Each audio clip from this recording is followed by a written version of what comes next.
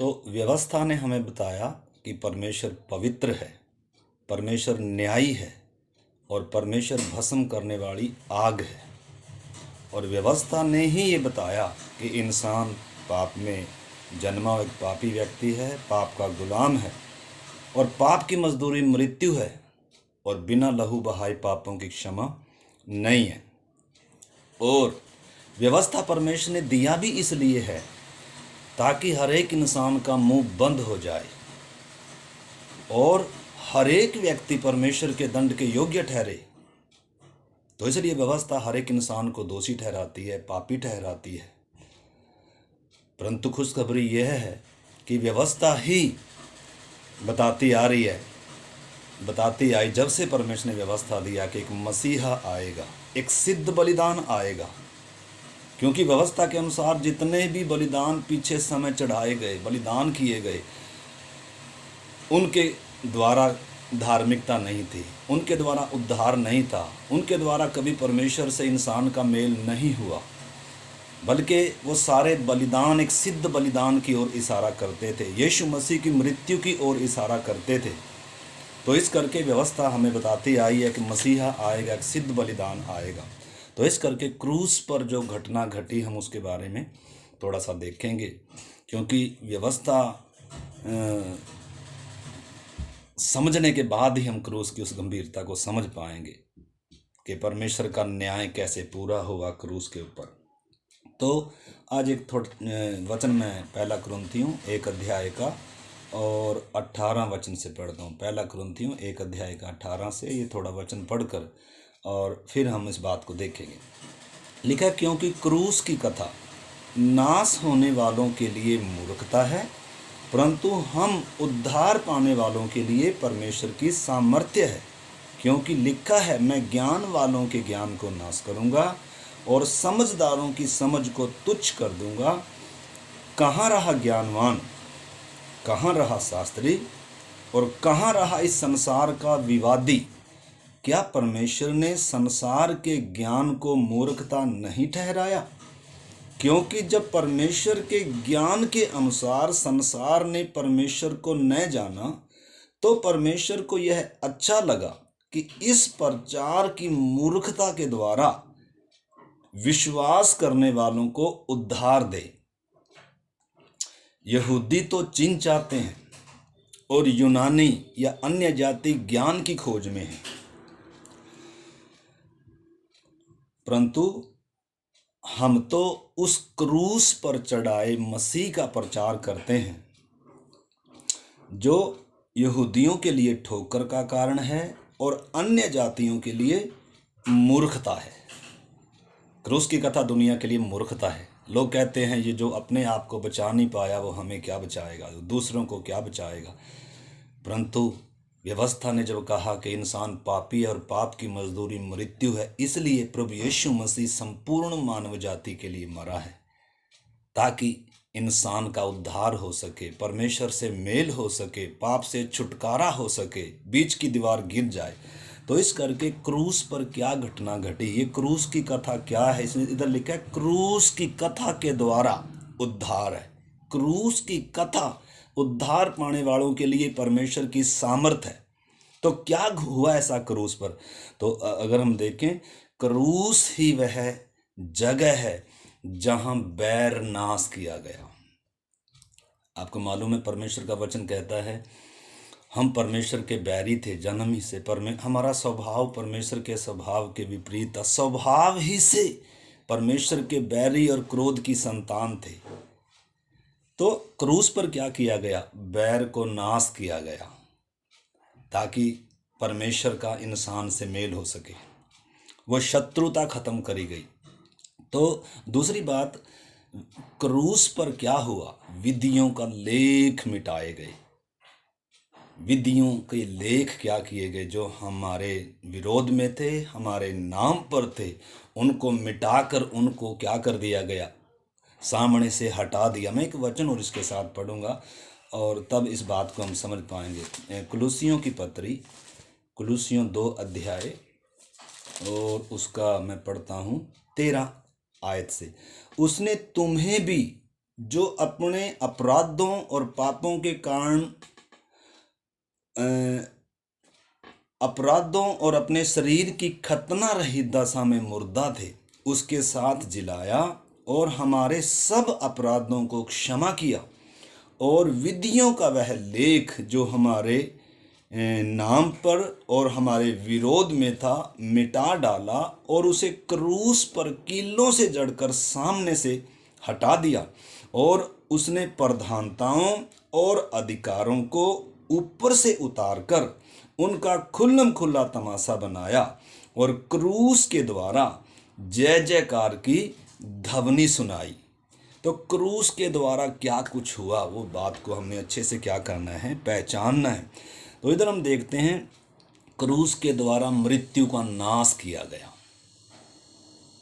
क्योंकि अब हम सब पाप में मरे हुए थे। आत्मिक तौर पर इंसान पाप में मरा हुआ है, परमेश्वर से संबंध टूटा हुआ है, उसके बाद शरीर की मृत्यु और उसके बाद एक अनंत मृत्यु है। परंतु क्रूस पर क्या कर दिया गया, मृत्यु का नाश कर दिया गया। इसलिए यीशु ने कहा, जो मुझ पर विश्वास करता है वो जीवन में प्रवेश कर चुका है, वो मृत्यु के पार हो चुका है, अनंत जीवन उसका है। तो हम देखते हैं, चौथी बात हमने देखी कि तीसरी बात है कि क्रूस के द्वारा मृत्यु का नाश किया गया, और चौथी बात है कि क्रूस ही वह जगह है जहाँ पाप की प्रभुताएं तोड़ी गई, पाप की जंजीरें तोड़ी गई, जहाँ आकर एक इंसान पाप से आज़ाद होता है। और पांचवी बात, क्रूस ही के द्वारा शैतान के सिर को कुचल दिया गया। शैतान पाप के द्वारा क्या करता है, मनुष्यों पर राज्य करता है, अपना गुलाम बनाकर रखता है, लेकिन क्रूस के द्वारा शैतान के सिर को क्या कर दिया गया, कुचल दिया गया। और क्रूस ही के द्वारा जो बीच में पाप की दीवार थी, पापी इंसान और पवित्र परमेश्वर के बीच में जो पाप की दीवार थी, क्रूस के द्वारा वो क्या कर दी गई, तोड़ दी गई। जब यीशु मसीह ने क्रूस पर अपना प्राण दिया और कहा सब पूरा हुआ, उस समय ऊपर से लेकर नीचे तक वो बीच का पर्दा जो उस समय यहूदियों के मंदिर में होता था, वो ऊपर से लेकर नीचे तक फट गया, दीवार गिर गई। तो इस करके मेरे प्यारे भाई बहनों, हम समझ सकते हैं क्रूस पर क्या हुआ है। और छठी बात आगे हम देखते हैं, सातवीं बात के क्रूस ही के द्वारा प्रधानताओं को, अधिकारों को ऊपर से उतार कर, जो राज्य करते थे मनुष्यों के ऊपर से उतार कर लेकर उनका खुल्लम खुला तमाशा बनाया। और क्रूस ही के द्वारा जय जयकार की ध्वनि सुनाई गई। क्रूस एक जय का, दुनिया की नज़र में क्रूस अगर देखा जाए तो यीशु मसीह का तमाशा बनाया गया, लेकिन आत्मिक तौर पर क्रूस ही वो जगह था जहां मृत्यु का नाश किया, जहां पाप की दीवार गिराई, जहां शैतान का नाश किया गया और सिर को कुचला गया, और जहां पापी का पवित्र परमेश्वर से मेल होता है। तो इस करके अगले एक दो बात इसमें और भी है। क्रूस ही के द्वारा एक पापी का पवित्र परमेश्वर के साथ मेल संभव हुआ, और इसीलिए क्रूस पर, आपको मालूम है, जब यीशु मसीह ने क्रूस पर अपना प्राण दिया, सारे पापी जगत का दंड जब उसके ऊपर लाद दिया गया और उसने अपना प्राण दिया, और उस समय क्या घटना घटी, बड़ा अंधकार छा गया, सूरज ने भी अपना मुंह छिपा लिया, घोर अंधकार छाया था। वो परमेश्वर के न्याय को दर्शाता है, परमेश्वर का न्याय पूरा हुआ, परमेश्वर की व्यवस्था पूरी हुई। और उस समय हम देख सकते हैं बहुत बड़ा भूकंप हुआ, और उस समय और भी हम देख सकते हैं चट्टानें तिड़क गई, और क्या हुआ, कब्रें खुल गई और मुर्दे जी उठे।